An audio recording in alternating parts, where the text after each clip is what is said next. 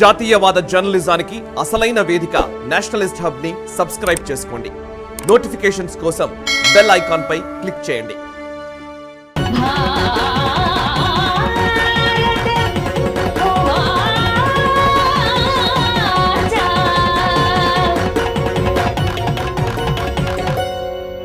Namaskaram, Hyderabad.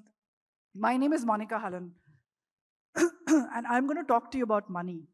I want to see a show of hands where people think that only you can get rich by doing bad things. You know, the rich are normally immoral people.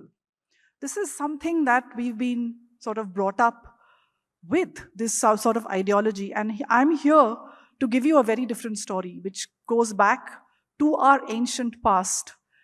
I want us to reclaim the abundance of Artha. So, the ancients talked about the four aims of life: Dharma, Artha, Kama, and Moksha. So within the ambit of this high moral ground of Dharma, you also had the importance of Artha, which is being interpreted as the pursuit of wealth. The ancients understood the importance of money. They understood that Artha also drives Dharma. Somewhere along we lost this way. But then we can come to the question, naysayers can ask, was Bharat ever rich? How did we get poor? What are the roots of our poverty mindset and how do we change it? I'm going to use 3 tools to make my point that we come from a very rich past: data, underlying institutions, and manifestations of wealth. This is GDP data, and this has been taken from a scholar who has mapped from the year 0 to his data ends around 2000. This is India's share in the global GDP, which was as high as 34%. 34% was India's share of global GDP. And you see, as the clock starts to tick, as the invasions begin to happen, you see that line start to come down, first gently, 29, 1523, and then, oh my God, look at the sharp decline. Look at what happened to us as a nation. Look at how we lost our place in the world, how we lost Artha completely.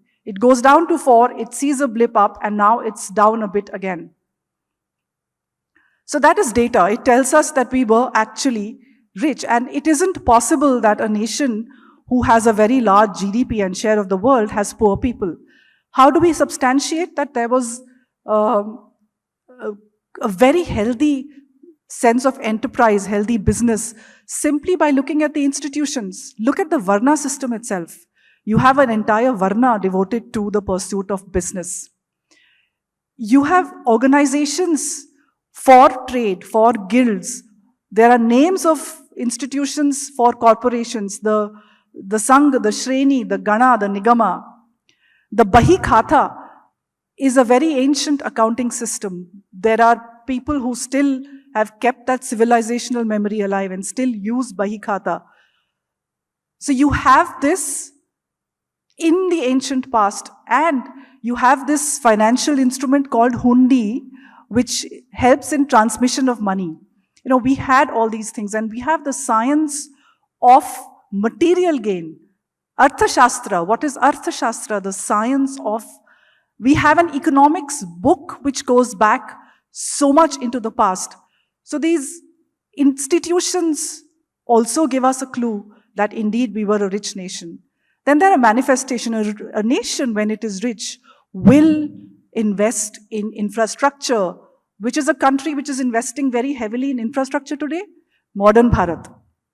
What did we do as ancients? We built temples, public infrastructures, highways, roads, ports, libraries, art, jewelry. So the evidence points to a very, very rich, vibrant nations. We went from this to this. The ultimate insult to us as human beings was the Bengal famine, man-made, where millions of Indians died because of starvation, just lack of food. 7 decades post-independence, we have still not rediscovered our Artha roots. We still have a very difficult relationship with money.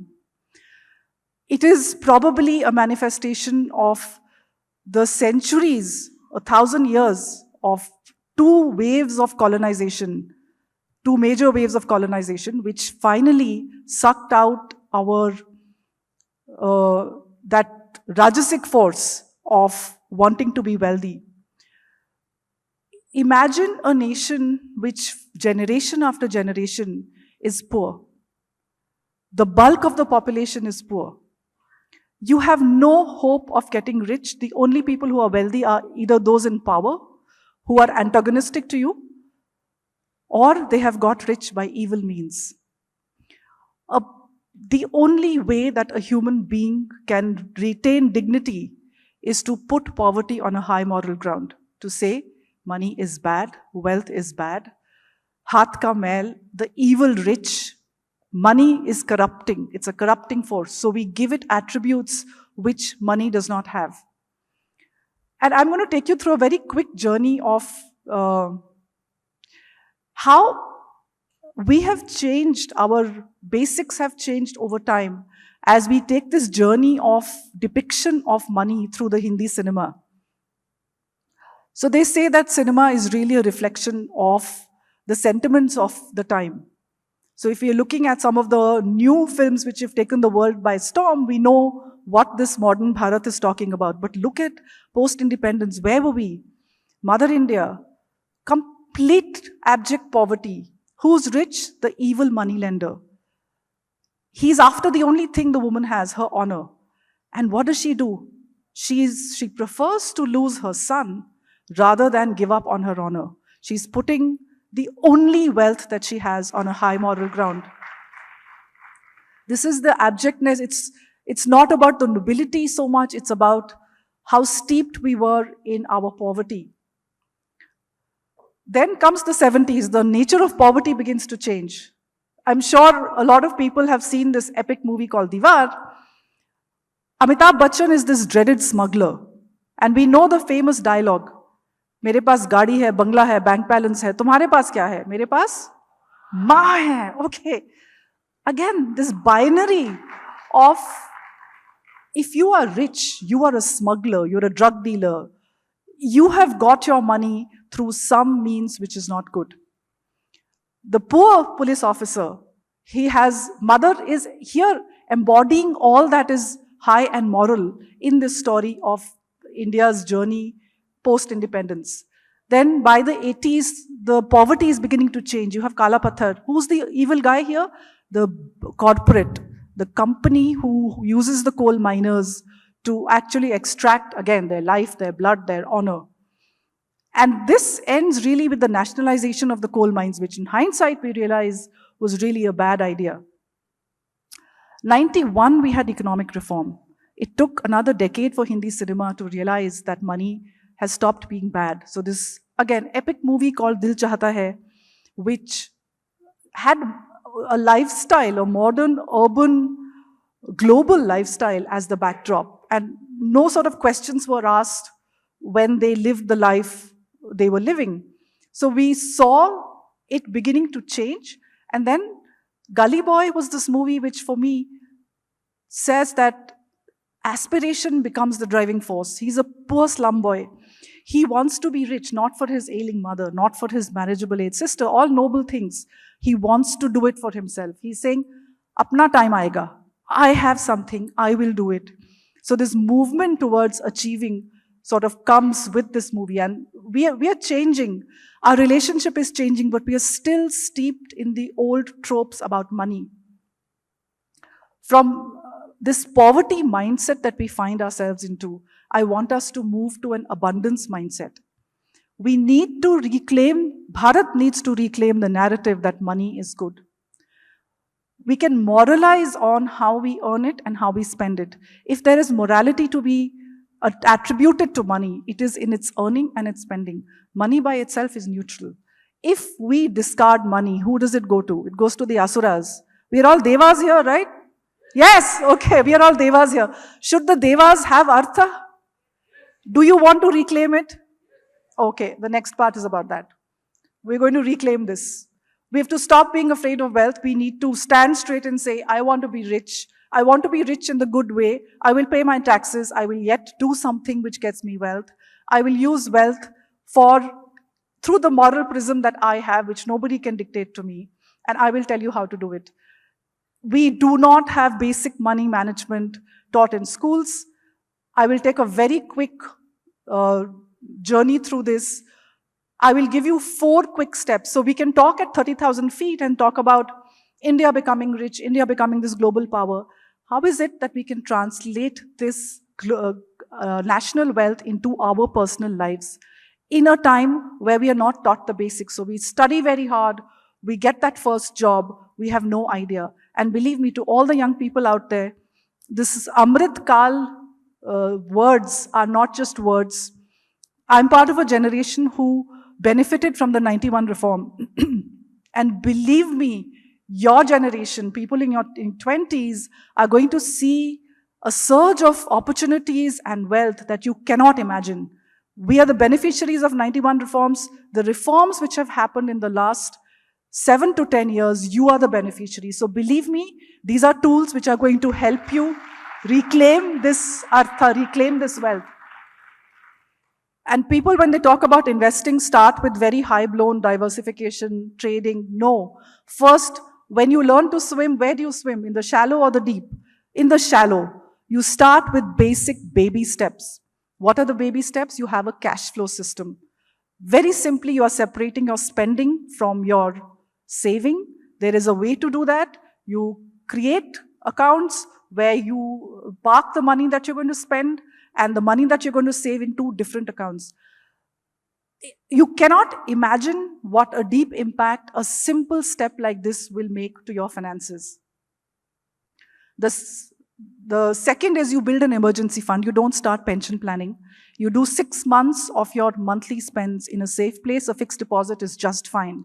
Your first investment is an emergency fund.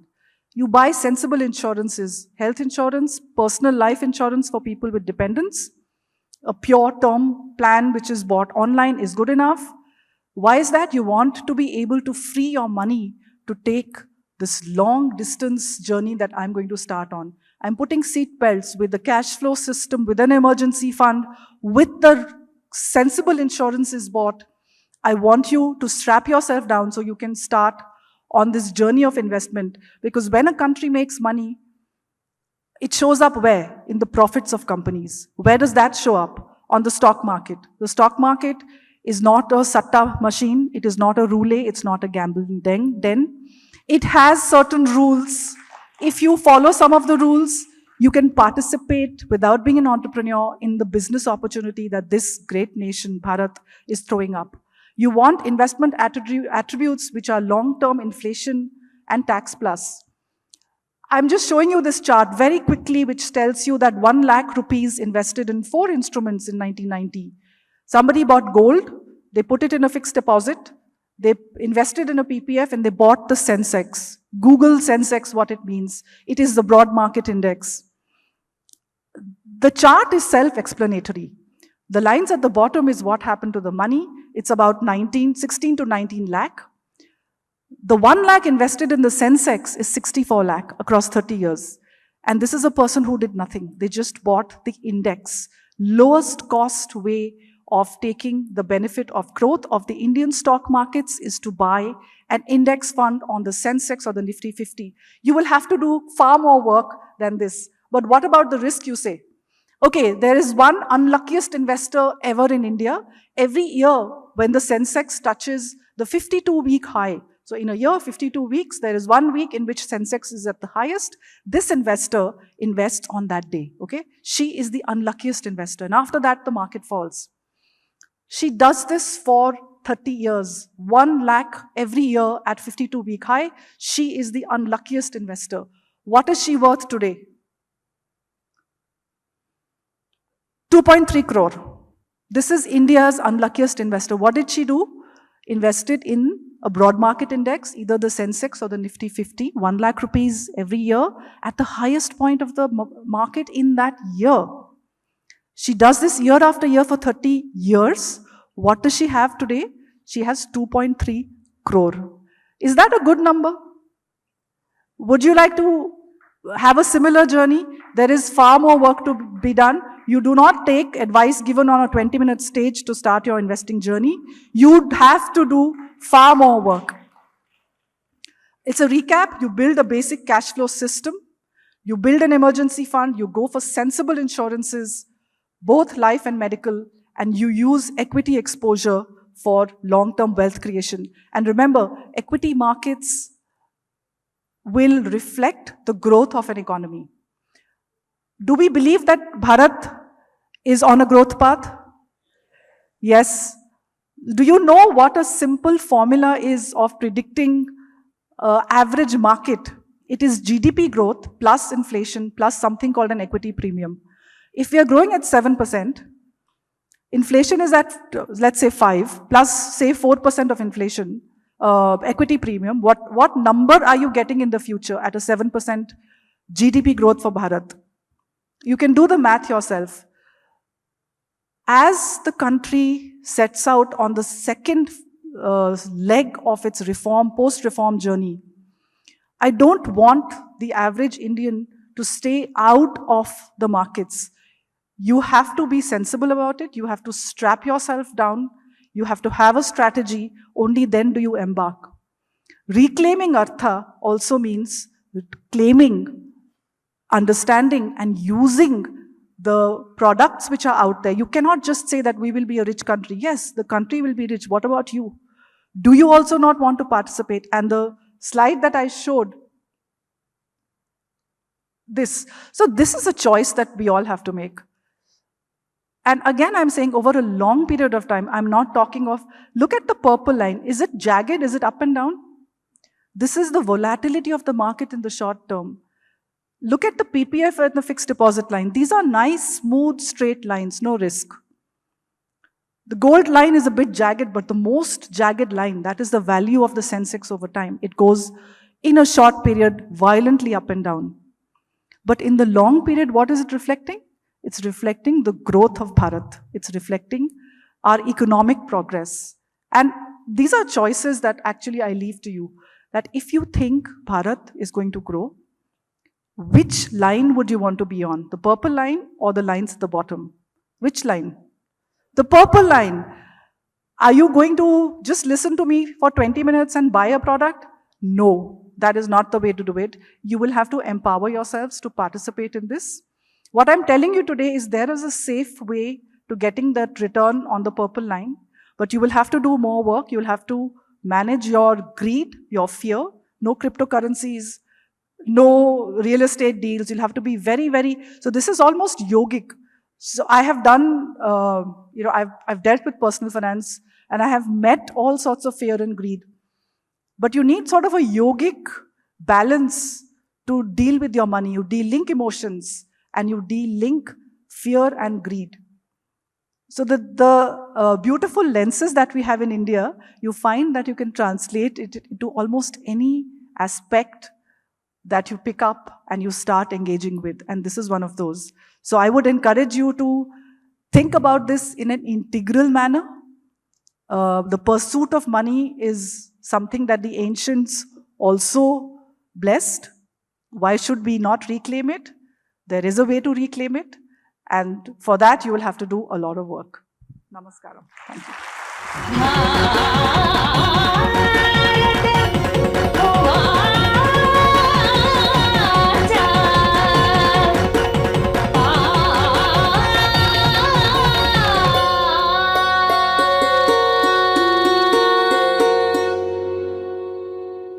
ఈ video మీకు నచ్చినట్టయితే like చేయండి, 10 మందికి share చేయండి. అలాగే కామెంట్ల రూపంలో మీ అభిప్రాయాలను మాతో పంచుకోండి. Nationalist hub group of channels ను సబ్స్క్రైబ్ చేసుకుని తెలుగునాట జాతీయవాద జర్నలిజాన్ని ప్రోత్సహించండి. ఈ వీడియో కింద ఉన్న బెల్ ఐకాన్ పై క్లిక్ చేయడం మర్చిపోవద్దు.